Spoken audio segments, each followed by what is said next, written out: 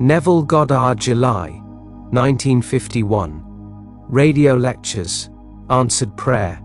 Radio talk station KECA, Los Angeles, July 1951. Have you ever had a prayer answered? What wouldn't men give just to feel certain that when they pray, something definite would happen?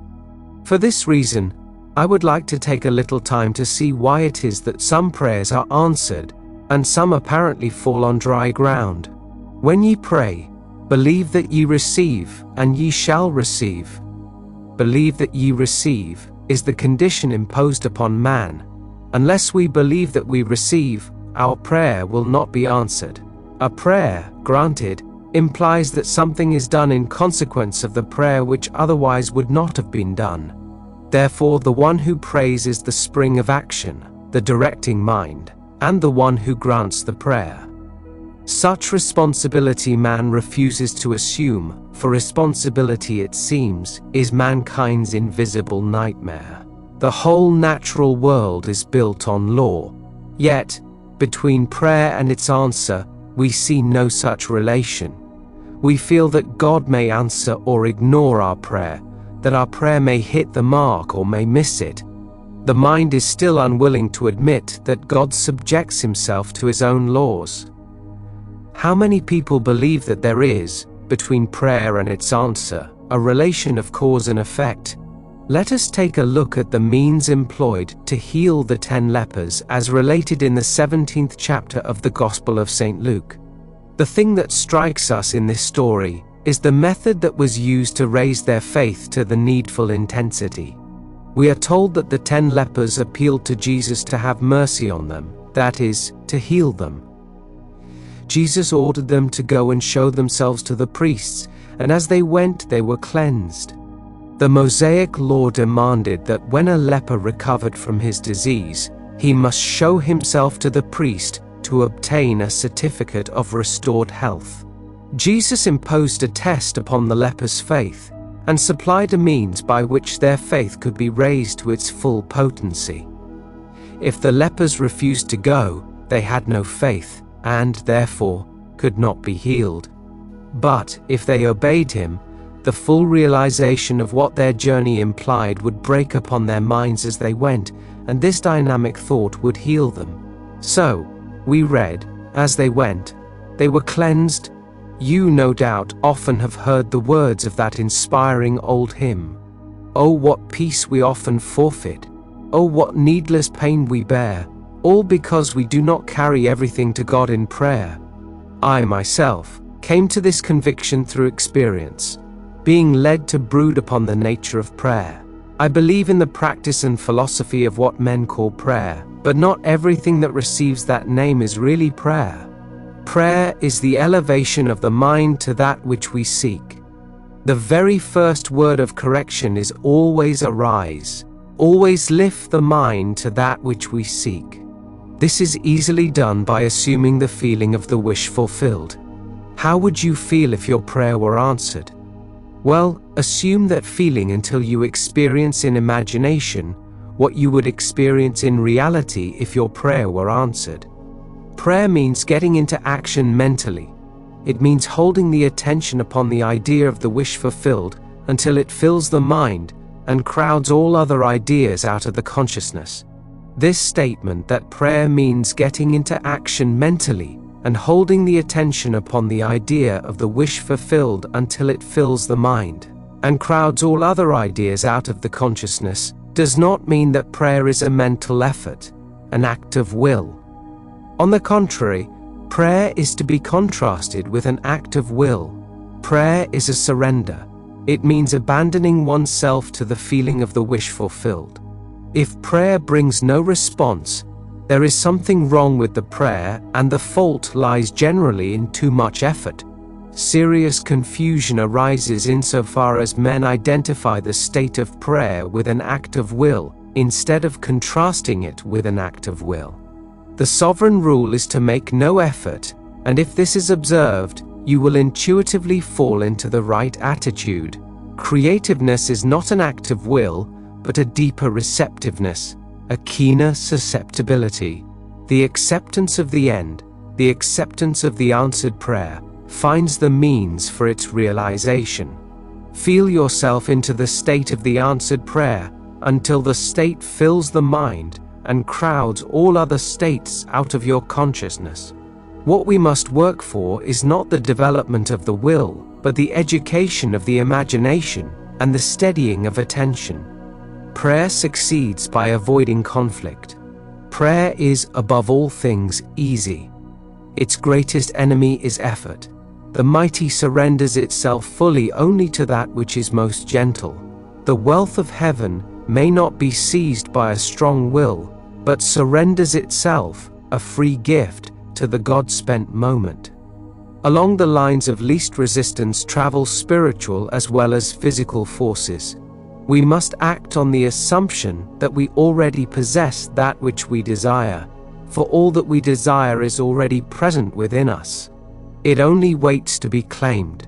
That it must be claimed is a necessary condition by which we realize our desires. Our prayers are answered if we assume the feeling of the wish fulfilled and continue in that assumption. One of the loveliest examples of an answered prayer I witnessed in my own living room. A very charming lady from out of town came to see me concerning prayer. As she had no one with whom to leave her 8-year-old son, she brought him with her the time of our interview. Seemingly, he was engrossed in playing with a toy truck, but at the end of the interview with his mother he said, "Mr. Neville, I know how to pray now. I know what I want, a collie puppy, and I can imagine I am hugging him every night on my bed." His mother explained to him and to me the impossibilities of his prayer, the cost of the puppy, their confined home, even his inability to care for the dog properly. The boy looked into his mother's eyes and simply said, "But mother, I know how to pray now." And he did. 2 months later, during a Kindness to Animals week in his city, all the school children were required to write an essay on how they would love and care for a pet. You have guessed the answer. His essay, out of the 5,000 submitted, won the prize, and that prize, presented by the mayor of the city to the lad, was a collie puppy. The boy truly assumed the feeling of his wish fulfilled, hugging and loving his puppy every night. Prayer is an act of imaginative love, which is to be the subject of my message, next Sunday morning at 10:30, at the Fox Wilshire Theatre on Wilshire Boulevard near La Cienega. It is my desire next Sunday that I may explain to you how you, like the young boy, can yield yourselves to the lovely images of your desires and persist in your prayer, even though you, like the lad, are told that your desires are impossible. The necessity of persistence in prayer is shown us in the Bible.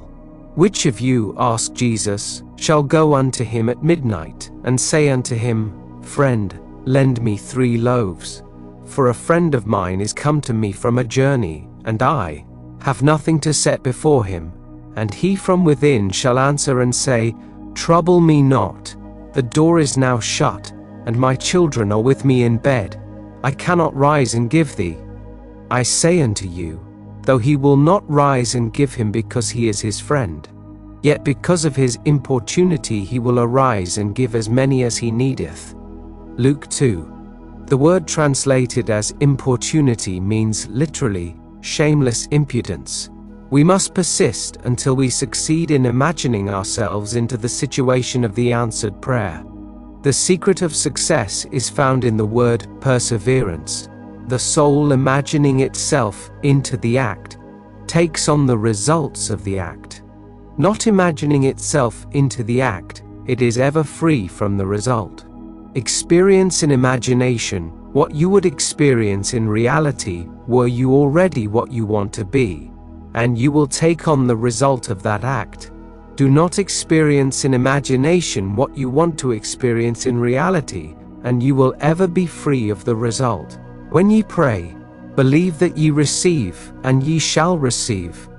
One must persist until he reaches his friend on a higher level of consciousness.